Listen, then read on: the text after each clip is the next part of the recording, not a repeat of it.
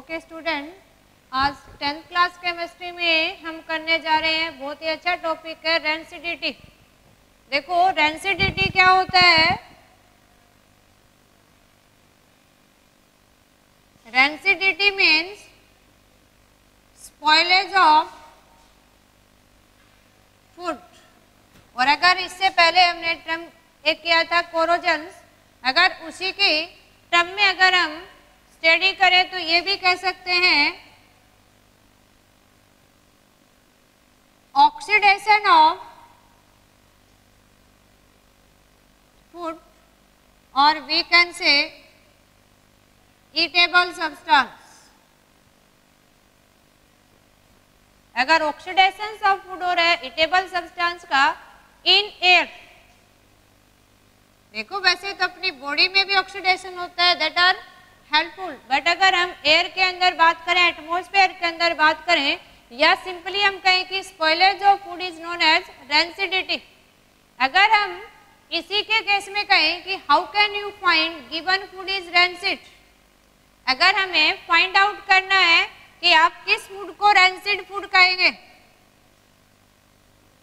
No rancid food कौन सा होगा, देखो यानी फूड that give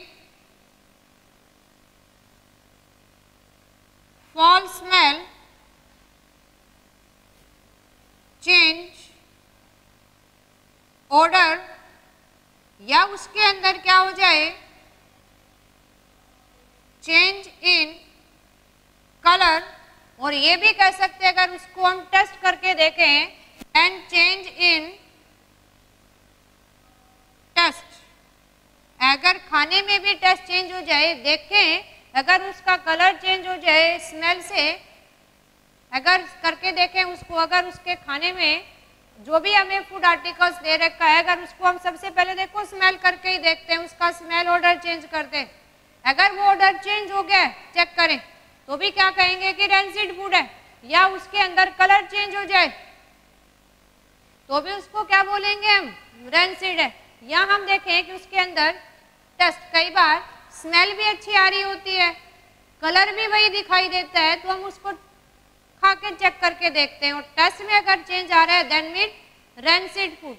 अगर देखो हमें ये फाइंड आउट कर लिया है कि रेंसिड फूड क्या होता है, अब हमें फाइंड आउट करना है देखो रेंसिड फूड के अलावा कि अगर हमने रेंसिडिटी रेंसिड फूड, तो हम देखें कि अगर रेंसिड फूड हम इनटेक कर ले तो क्या होगा।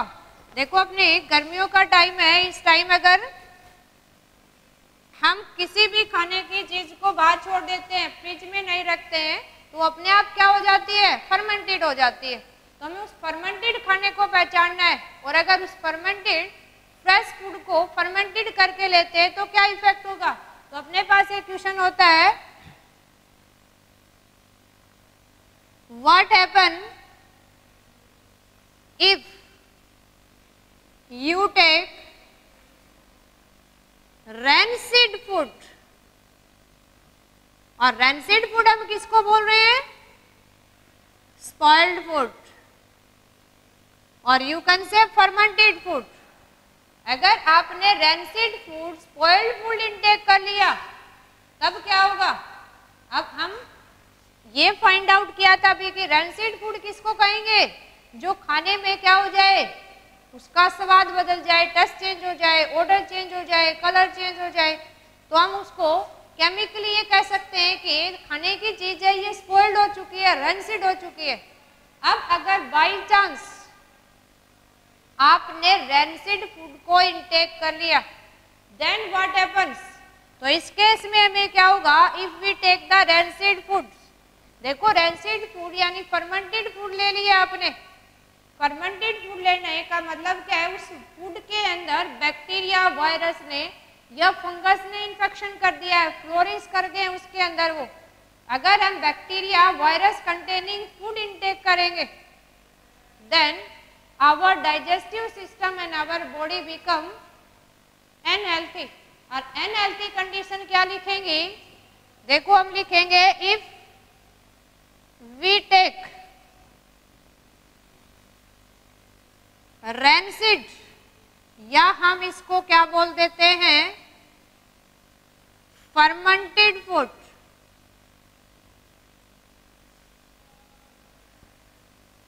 it causes, सबसे पहले क्या होगा, स्टमक पेन, या फिर क्या होगा, वॉमिटिंग। कई बार पेट में एसिड बनने से क्या हो जाता है, हेडेक, या फिर क्या होगा, इसकी वजह से अनकॉन्शियस कंडीशंस हो जाती है, या क्या हो जाता है हमारे अंदर, फूड पॉइजनिंग जिसको बोले।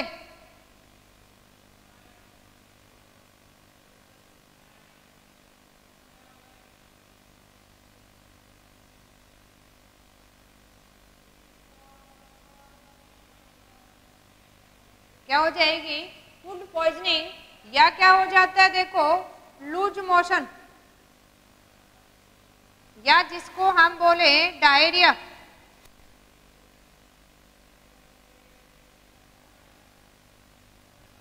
तो there are so many symptoms that caused due to intake of rancid foods।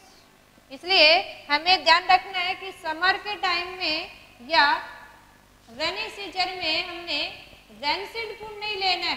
Rancid food क्या करता है, बॉडी को अनहेल्थी बना देता है। अब देखो ये कॉमन सी प्रॉब्लम हो गई है। अब हम ये कहें कि how can you prevent the rancid food, या how can you preserve the food. देखो खाना रैंसिड ना हो, स्पॉइल्ड ना हो, ऑक्सीडाइज नहीं हो, उसको प्रिवेंट कैसे करेंगे, और उस प्रिवेंट को क्या बोलते हैं, प्रिजर्वेशन ऑफ फूड। तो एक हमें ध्यान रखना है, प्रिजर्वेशन ऑफ फूड। प्रिजर्वेशन का मीनिंग क्या है, process of preventing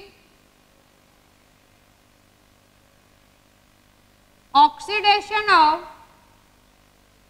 food by using preservative। अब प्रिजर्वेटिव क्या होते हैं, देखो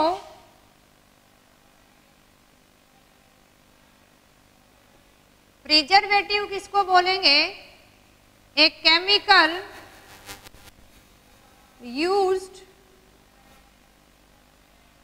टू प्रिजर्व फूड। फूड को प्रिजर्व करने के लिए जो केमिकल यूज करते हैं, that chemical is known as preservatives. अब इस केस में अगर हम केमिकल की बात करें that are use to preserve food, तो कॉमन लाइफ में अगर हम देखें तो डेली लाइफ में हम घर पे यूज करते हैं साल्ट, शुगर, या हम क्या यूज करते हैं, ऑयल या फैट, या हम घी यूज करते हैं घर में। मेनली पिकल्स वगैरह में हम क्या डालते हैं, ऑयल यूज करते हैं। या हम देखो इसी से रिलेटेड याद रखें हम, ये देखो एग्जाम में पूछ लिया जाता है कि कौन सा केमिकल किसके लिए यूज करते हैं, हम कहाँ डालते हैं, वो भी देखेंगे। देखो हम इसके अलावा प्रिजर्वेटिव क्या यूज करते हैं, BHA यूज करते हैं, ब्यूटाइरेटेड हाइड्रो एनिसोल, या हम क्या कहें कि ब्यूटाइरेटेड हाइड्रोटोल्विन, या जनरली जैम वगैरह में देखें तो हम यूज करते हैं सोडियम बेंजोएट, या जनरली अपने घरों में यूज किया जाता है विनेगर, जिसको अपनी कॉमन लैंग्वेज में हम बोलते हैं सिरका। तो ये एक्चुअल में अपना केमिकल क्या है, डाइल्यूट एसिटिक एसिड्स सॉल्यूशंस। तो ये क्या है, डिफरेंट प्रिजर्वेटिव्स यानी chemical use to preserve foods. अब जनरली एक क्वेश्चन बनता है, विच प्रिजर्वेटिव्स यूज या how can preserve the given foods. तो देखो कॉमन क्वेश्चन जो बनता है अपने एग्जाम में, ये कि कौन से फूड आर्टिकल्स को, कौन सा फूड आइटम आपको गिवन है, उसको कैसे प्रिजर्व करोगे।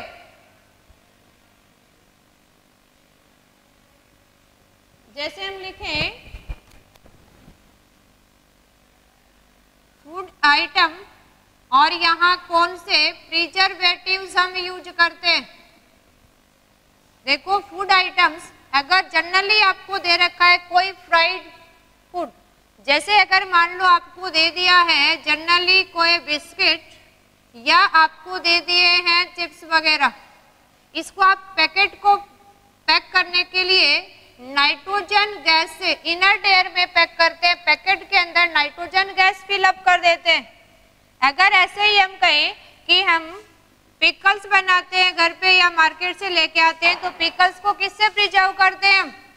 पिकल्स को प्रिजर्व करने के लिए हम dilute acetic acid solution use करते हैं, और डाइल्यूट एसिटिक एसिड सॉल्यूशंस को जनरली हम किस नाम से जानते हैं?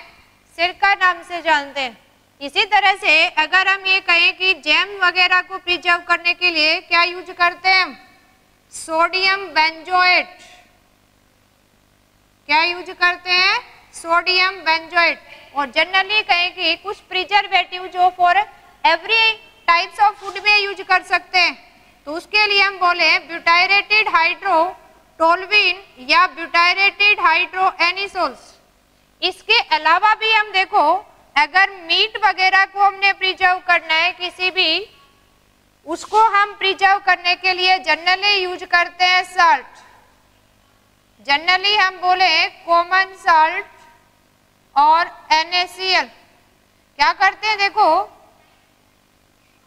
जनरली मीट वगैरह जो है उसको क्या करते हैं साल्ट से कवर अप करके रख देते हैं, उसकी वजह से क्या होगा उसका डिहाइड्रेशन हो जाता है, या उसके ऊपर बैक्टीरिया वायरस जो इन्फेक्टेड करते हैं that loses their water molecule and they will die. तो हम किसी भी फूड आइटम्स को कैसे प्रिजर्व करते हैं?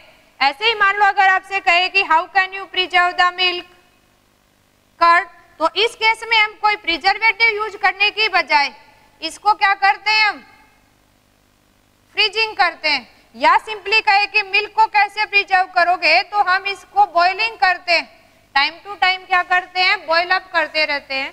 So we use the different preservatives and different way to preserve the foods. अब सिंपल कहे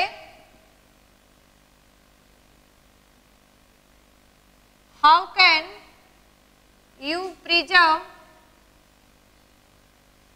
फूड, तो हम क्या आंसर दे सकते हैं? देखो सिंपली हम राइट कर सकते हैं बाय एडिंग